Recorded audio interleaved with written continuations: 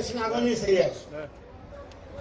Κάθε Ιούνιο η Χρυσή Αυγή, λίγα χιλιόμετρα πιο πέρα, έκανε μια εκδήλωση προς τιμήν του μεγαλύτερου Έλληνα όλων των εποχών, του Αλεξάνδρου, του Μακεδόνα.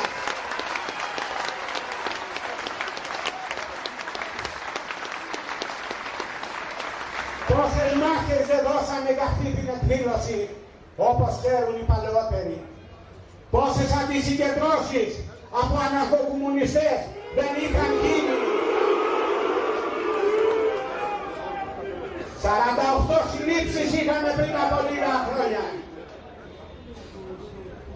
Και το κράτος κάθε φορά, είτε ήταν Πασόκ, είτε ήταν Νέα Δημοκρατία, όπως και τότε έτσι και σήμερα, ήταν σταθερά εναντίον της Χρυσής Αυγής, εναντίον του εθνικισμού, εναντίον της Ελλάδας που έρχεται. Δεν περίμενα ποτέ ότι θα φτάσουμε στο σημείο να μιλάω στη Θεσσαλονίκη σε τόσες χιλιάδες κόσμο. Έπρεπε να το περιμένουν.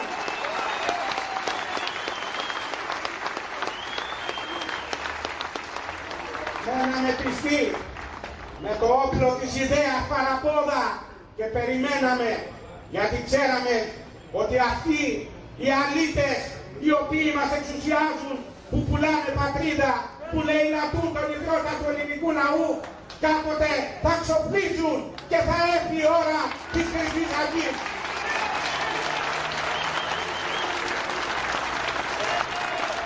Να γράφουν δύο λογικές και μπορούμε να το συζητήσουμε τώρα που πλέον έχουν γίνει οι εκλογές. Η πρώτη λογική λέει μην προβάλλει κανείς αυτούς τους ανθρώπους, τους δύο κόσμους και τους ψηφίσει. Η άλλη λογική λέει δείξτε αυτούς τους ανθρώπους να καταλάβετε τι ψηφίζετε. Με ποια λογική είστε? Σαφώς με τη δεύτερη. Θεωρούσα ότι το σκοτάδι που υπήρχε δημιουργεί μύθο. Ξέρετε τι έκαναν αυτοί οι άνθρωποι? Έκαναν ακτιβισμό.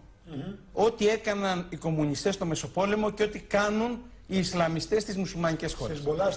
Πήγαιναν και κάλυπταν το κενό που άφηνε η πολιτεία. Κατ' εγκληματική αμέλεια της πολιτείας και των κυρίαρχων πολιτικών δυνάμεων οδήγησε κυρίως λαϊκές τάξεις που θα έπρεπε να είναι προνομιακό ακροατήριο για την αριστερά.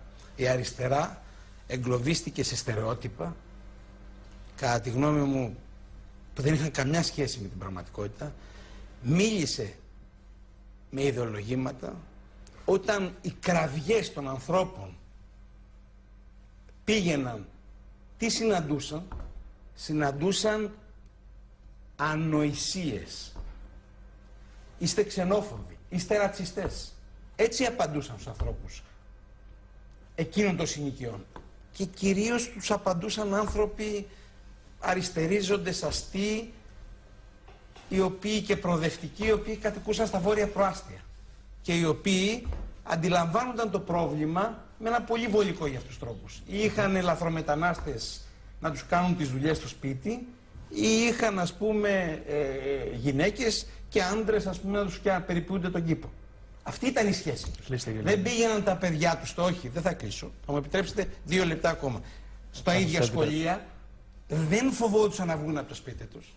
Αυτή η αβελτηρία της πολιτείας δημιούργησε τις προϋποθέσεις, ναι κύριε Λυκούδη, ήταν μια οργάνωση που προϋπήρχε.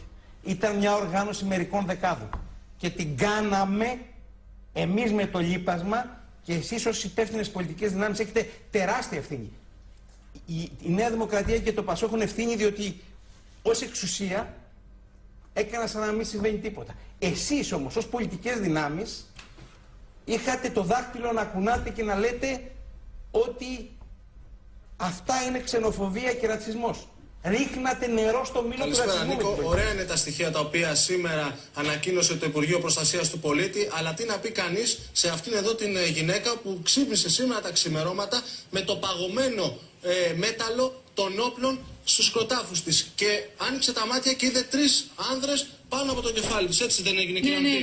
Ναι. 3 άντρες ήτανε και μου λένε ευχαριστούμε, σε ευχαριστώ, δεν θα σε πειράξουμε. Ήταν ένας Ρουμάνος πάρα πολύ καλό παιδί. τον εφίλησα, λέω την αστυνομία, μου λέει δεν μπορούμε να έρθουμε να πάρει το 100. Παίρνω το 100 και ήρθανε τίποτα δεν κάνανε. Πήρα το κι εγώ τους χρυσαυγίτες. Μόλις πήρα τους χρυσαυγίτες μου είπανε τώρα 100 άτομα μαζευτήκαμε και θα πάμε σε όλο το λεκάνο. Πώς το κάνατε αυτό, δηλαδή, σας το είχαν πει, το σκεφτήκατε μόνοι σας, πώς προέκυψε? Όχι, εγώ μόνη μου είχα μια εφημερίδα που είχαν φέρει την περασμένο Σάββατο εδώ. Φτάνει και να λέω δεν λέει, τους παίρνω. τους φίλησα και ήταν και πολύ καλοί άνθρωποι. Δηλαδή μπήκανε, τις κλέψανε το βιός μιας ζωής και επειδή την άφησαν ζωντανή, έχουμε καταντήσει σαν κοινωνία να λέμε ευχαριστούμε πάρα πολύ γιατί δεν μας σκοτώσατε. Έτσι, αυτό είναι το ένα. Νίκο. Και το δεύτερο, η ιστορία της Χρυσής Αυγής, έτσι. Λοιπόν, Το οποίο είναι φοβερό. Είναι πάρα πολλά τα τηλεφωνήματα που δέχονται καθημερινά και αυτό μας το λένε και πάρα πολλοί Τρόφιμα πολίτες. σε απόρους, άστεγους και χαμηλών εισοδημάτων πολίτες μοίρασε η Χρυσή Αυγή έξω από τα κομματικά της γραφείας στην Αθήνα. Τα τρόφιμα αγοράστηκαν με χρήματα που εισέπραξε το κόμμα από την κρατική χορήγηση που έλαβε λόγω εισόδου του στη Βουλή. Δίδονται όμως μόνο σε Έλληνες και όχι σε μετανάστες. Το κάνουμε κοντά 3 χρόνια τώρα αυτό. Απλώς τώρα που μας δόθηκε ευκαιρία και έχουμε κάποια λεφτά, δεν έχουμε πάρει την επιχορήγηση. Κάποια λεφτά που δοθήκαν σχετικά, τα κάναμε όλα τρόφιμα για αυτούς τους συνανθρώπους μας. Και αυτό που βλέπετε εδώ έγινε προχθές στον Πειραιά, έγινε πριν μια εβδομάδα στα Νολιώσια, έχει γίνει στην επαρχία και γίνεται παντού. Η κατάσταση είναι τραγική.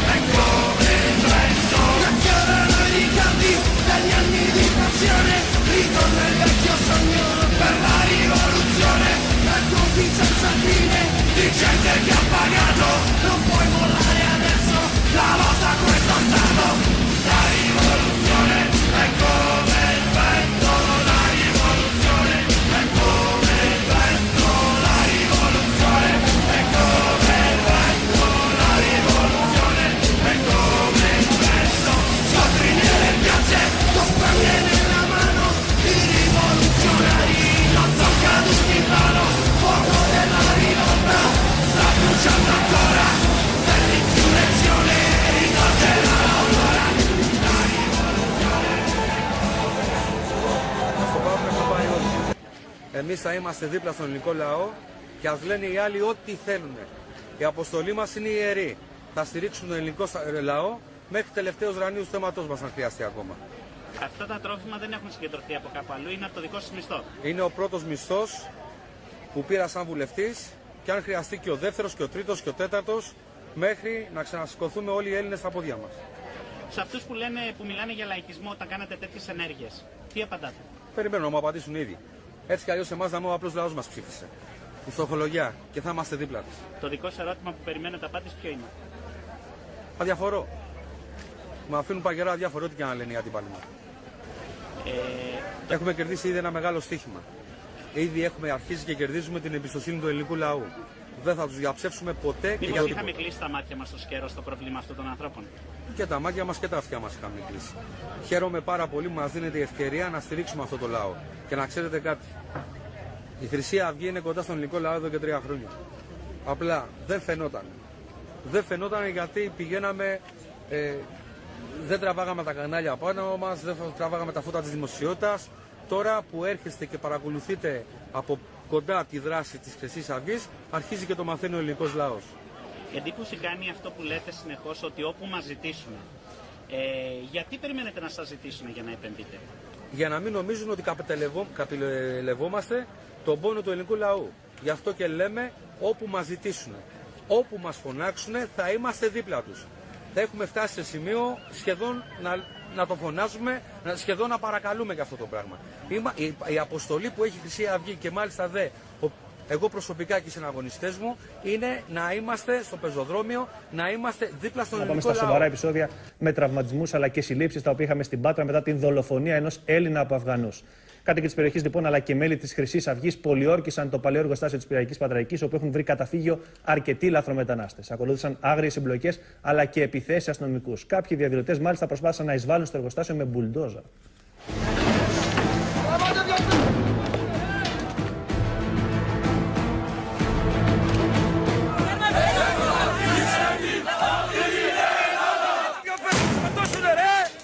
Διαδηλωτές με καδρόνια και κράνη συγκρούονται με αστυνομικούς στην είσοδο του παλιού εργοστασίου της Πυραϊκής Πατραϊκής. Μάχη σώμα με σώμα.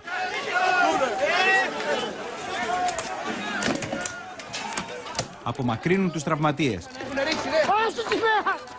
Καταστρέφουν την κλούβα της αστυνομίας.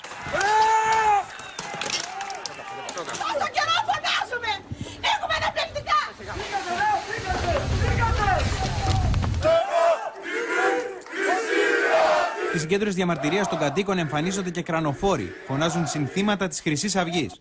Κρατούν καδρόνια, ελληνικές σημαίες, ακόμα και σούβλες όπως μπορείτε να δείτε. Θέλουν να μπουν στο παλιό εργοστάσιο όπου διαμένουν παράνομα αλλοδαποί. Μέλη της Χρυσής Αυγής δεν πήραν κανέναν εξκαφέα. Πράγματι όμως, οργανωμένες ομάδες μελών μας συμπαραστάθηκαν στους κατοίκους της Πάτρας. Άλλωστε, οι χρυσαυγίτες είναι και αυτοί κάτοικοι και αντιμετωπίζουν τα ίδια προβλήματα που αντιμετωπίζει κάθε. Την ίδια στιγμή οι δολοφόροι επιτίθεται σε βουλευτή της Χρυσής Αυγής έξω από τοπικό τηλεοπτικό σταθμό. Τον χτυπούν, τον κλέβουν και του σκίζουν τα ρούχα όπως καταγγέλει. Με φτισές, χυδαίες ύβρις, με μπουνιές, με κλωτσές, με σκίσιμο. Η διαδήλωση ξεκίνησε το απόγευμα. Αιτία ήταν η δολοφονία ενός 29χρονου πατρινού από 3 Αφγανούς, αλλά και η ανυπόφορη, όπως λένε, κατάσταση που βιώνουν κάθε μέρα με τους παράνομους μετανάστες. Το σφάξανε, το μαχαιρώσανε. Το παιδί σύρθηκε 20 μέτρα σε μία γειτόνισσα.